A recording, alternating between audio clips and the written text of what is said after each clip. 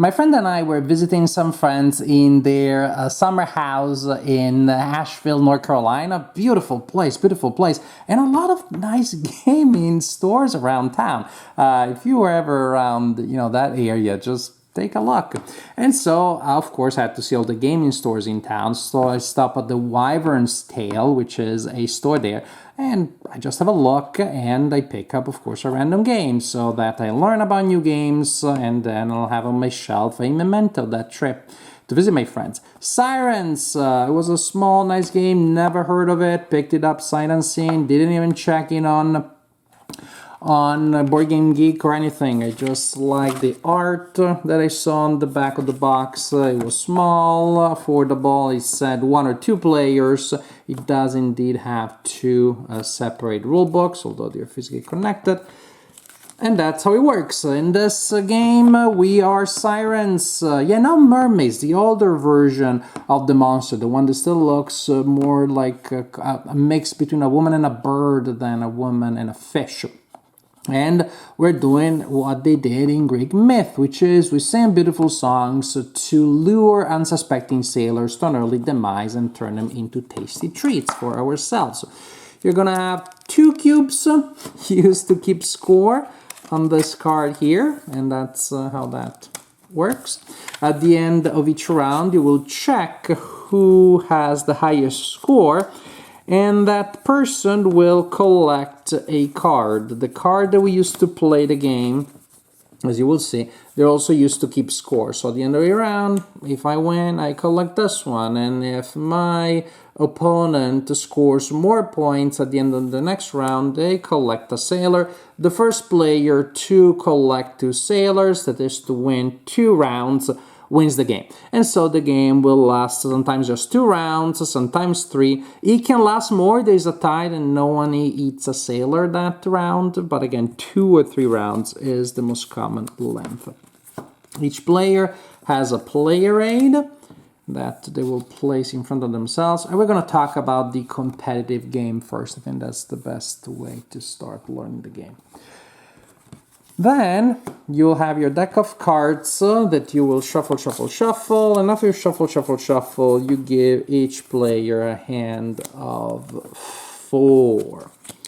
You will also draw a card at the beginning of each round. They ignore everything but the tiny symbol that you see there. That will give you what is called a universal rule. In truth, it means it's a variable rule that applies only for that round.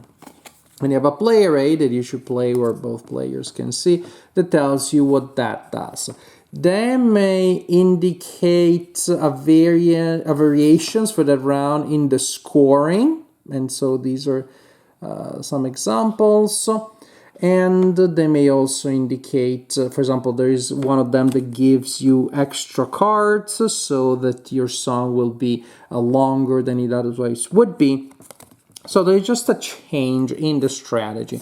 And suppose that's what we drew, then we check that, we make sure we know the universal rule for that round is, and then we can play. Remember, each player has a hand of 4 cards, and it's card drafting. So I choose a card, I put it in front of me.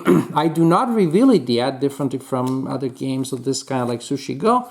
I give the hand to my player, I receive the hand of now 3 cards, because they also selected 1. Select 1. Ooh. Can't believe they passed me this one. It's really good. And we just continue until each player has selected 3 cards and the remaining one is this card on top of the draw pile for now. So each player has, suppose on blue, has 3 cards, and now they need to arrange them in the foundation, the first part of their song. So I simply decide the order in which I want to place these cards. Suppose I decide to put them that way. And once I do so, it's locked. I cannot change that anymore. What happens then? Then we play the second phase of the round in which we reshuffle the whole deck. And we repeat. We start with 4 cards,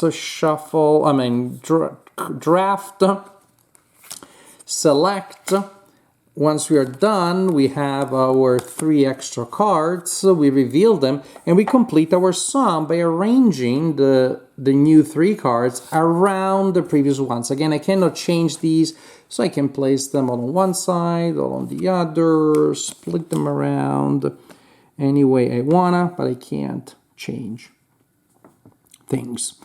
I don't think it's a great song, but it's a song. There you go. So we end up, after we played the 2 halves of a round, we created a song with 6 cards, and then we score it. We score it along 4 categories. Very simple, the number of hearts that you have collected in your song. We check how many hearts we all have, and the player with the most hearts scores the difference. So if I have 4, you have 6, you score 2 points. If you have collected a sailor in a previous round, that also provides you with a heart for that test. Pretty simple. Parts. Now, the cards are identified by colors, and you can see that most clearly in the bottom band and in the top band. The notes also kind of give you that, but it's not nearly as evident. A part of a song is a number of cards of the same color next to each other. So these 2 blue that have nothing on one side and green on another, they form a part of 2 points. This card here, a single yellow with nothing on one side and red on another, is a part of 1. And here there is a wild card, and so I could declare that to be a green. Now that I have a part of 2 card green part, and a part of 1 may have been a single red, or the other way around. I declare this to be a red, and so now this part is 2 red cards and this one is green. Now the scoring is that you will square the number of cards in each part. So 1 by 1, it's 1 point. 2 by 2 is 4 points. It's actually supposed that was the situation, and I declared this to be blue. Now this is a part made of 3 cards. This is worth 9 points. And then I'm left with 3 parts of a card each. So 1 point, 1 point, and 1 point. My points for the part of the scoring would be 9, 10, 11, 12. I know what you're thinking. I'm gonna get 6 cards. Not so fast, buddy. Because to score parts, you need to have at least 3 in your song. And that's how that works. Flow, you see these arrows on the right of each card and these symbols on the left of each card. If they match, you score a flow. For example, here I have 1 because it's yellow into yellow. And these wild cards are also good because they will automatically give you 2 flows because they are wild and they connect with anything. So right now in my song, I have 3 flows. The first flow is worth 1 point, the second 2 points, the third 3 points, and so on and so forth. So I have 6 points here for flow. Finally, the charms. There are half charms on some of the cards. If you don't connect them, don't make a full charm, usually nothing happens. Some rules will change things, but usually first to score charms, you need to make a match. And they score whatever is indicated there. For example, this charm is worth 1 point. That was a lot of work for nothing, for 1 point. These 2 don't give me anything, unless there is a rule that lets you score the simple value of the unmatched charms that you have. So that would be 4 and 3 points. That would be a really nice unmatched charm if that universal rule is in play. So that's the idea. You score those 4 categories. Whoever has the highest score kills a sailor and collects a card to indicate that. First player to collect 2 sailors wins the game.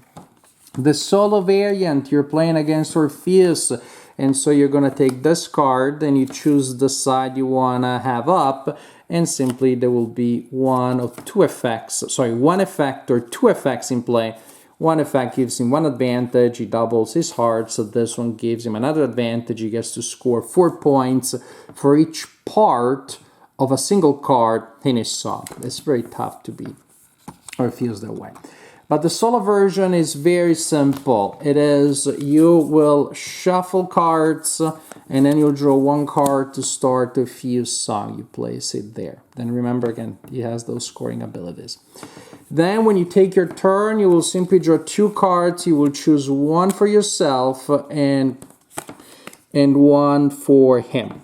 When you place a card in his song, first you check the left side of the song. If it matches anything, part, flow, charms, or it's a wild, you place it on the left. That would be the case now because it's matching flow.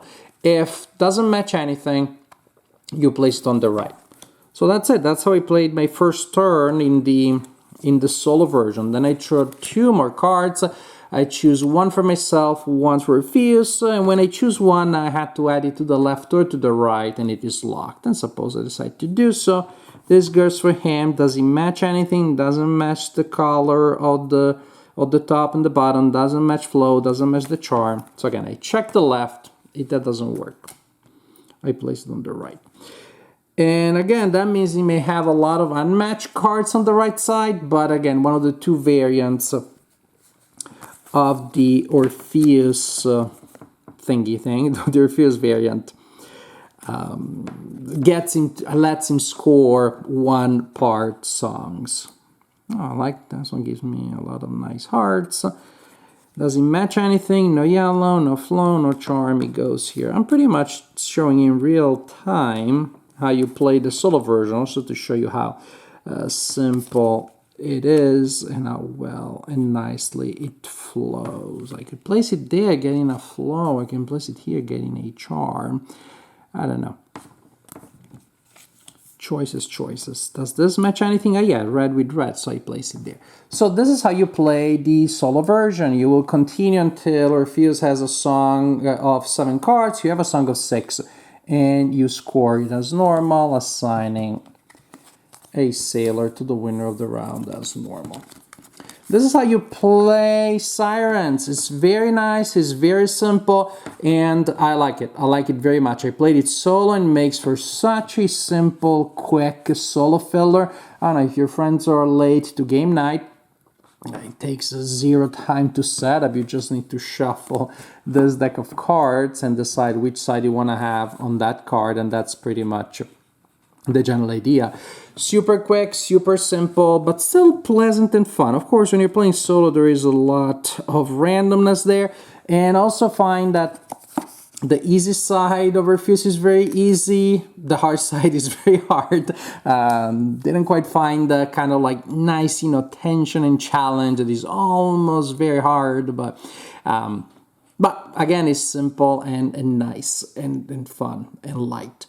As a 2-player game, also great filler. I love how simple it is to play, and I played it with my spouse, who is not a regular gamer. Then she wanted to play with her friends, one of our guests, who is definitely not a regular player of games, and it's light enough that you can play with casual gamers, with non-gamers, and they all enjoyed it. And they all found that there was a lot of interesting variety and nice little choices there. Everybody, even casual gamers, have played Sushi Go these days, so the idea of drafting cards is very familiar. The fact of committing to the first half of your song, and so you're gonna push your luck a little bit there and then build around that. Very nice. I personally also very much like the universal rules that change gameplay very much. My wife and her friends did not enjoy that part very much. They thought that added too much randomness. I personally like the challenge of working around the randomness, but guess what? Magic. Analog games are so easy to reprogram. If you don't like the universal rule, oh, booyah, just reprogram the games. We don't use it. You can play with that variant that way. So, for a light, simple filler that has a familiar engine, the card drafting that everybody pretty much knows about. This is a pretty nice idea. It's a nice variant, a nice implementation of a familiar mechanic you can play with pretty much anybody Very simple, very light, very pleasant. Love the art. I love how the art looks. So I'm very happy. I picked up this game pretty much randomly because I like the art, and I ended up with a light, simple filler that travels very well, very lightly, and I find very enjoyable.